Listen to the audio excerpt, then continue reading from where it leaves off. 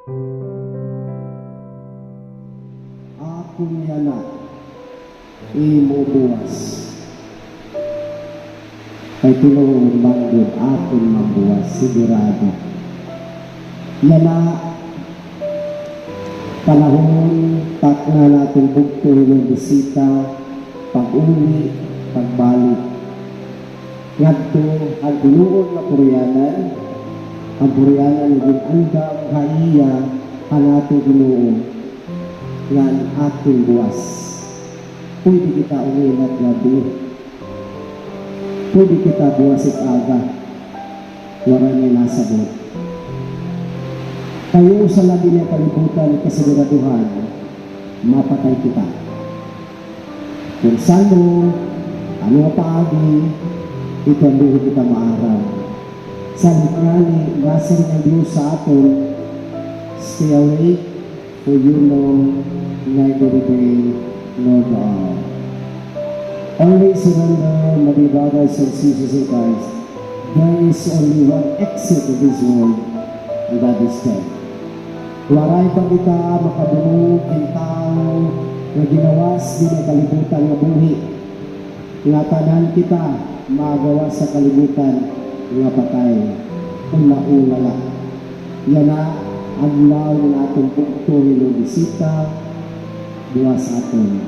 Ang importante nga punto nga gindadarang say para aton maging andam kita pero di physical, di material, kundi natin spiritual na aspekto. Nasa rin ako nga natudot ako yan natin bugto ng bisita nanda niya spiritually.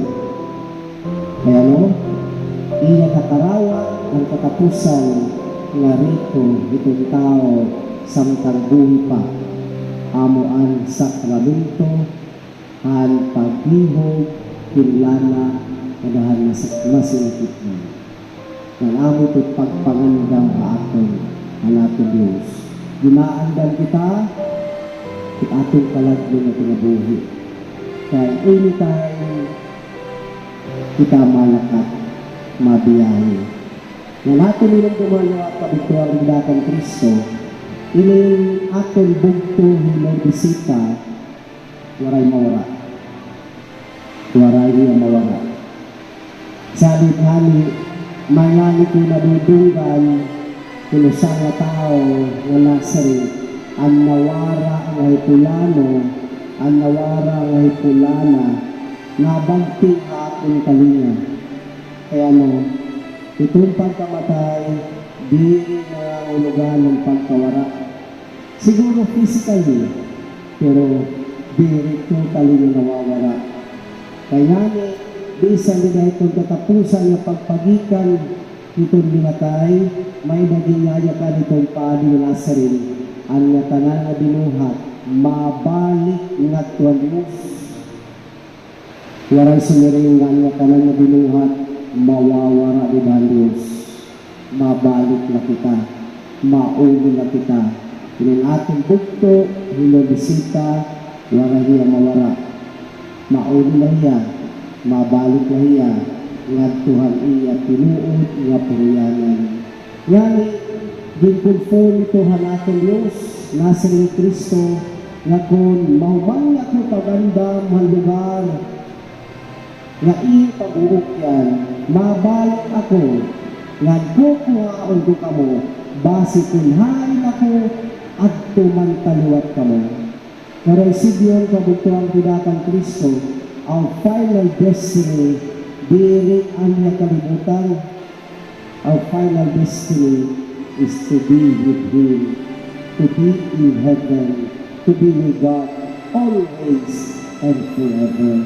Salit amulit atong bugpilobisita, aniya kakatuan, aniya dadalatan, aniya babalikan, ang pag-uwi niya, ngadto ang tinuod nga puriyanan, nga nagbuhat na iya, nga amo ang aton Diyos.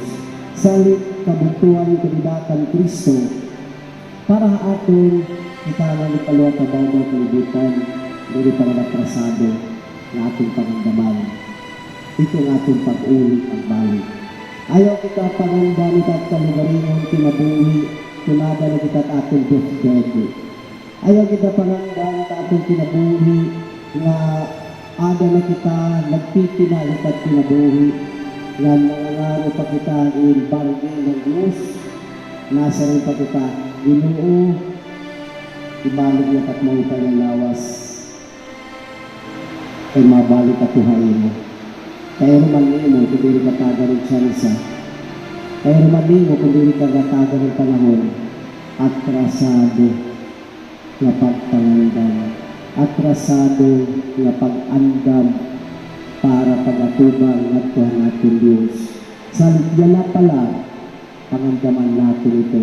Ito ang akong pag-ulit, pagbalik, nga kuhan magbuhat, nga amon aton Ginoo ang aton manunubos.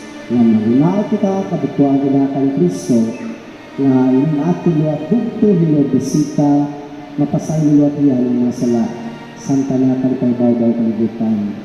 Nga maambit ng iya, ito nga saan, kada sa aton ang kinabuhi nga dayon. Nga gampulat naton, ang pamilya naton bukto, nga liwat bisita, nga makatabok na na, kaya nga kasubo, nga tuwing kalipay kayo ito rin nila yung mga kinabuhi atong bukto ng bisita, ato na ang mga sugpo, ang maupay magmarami.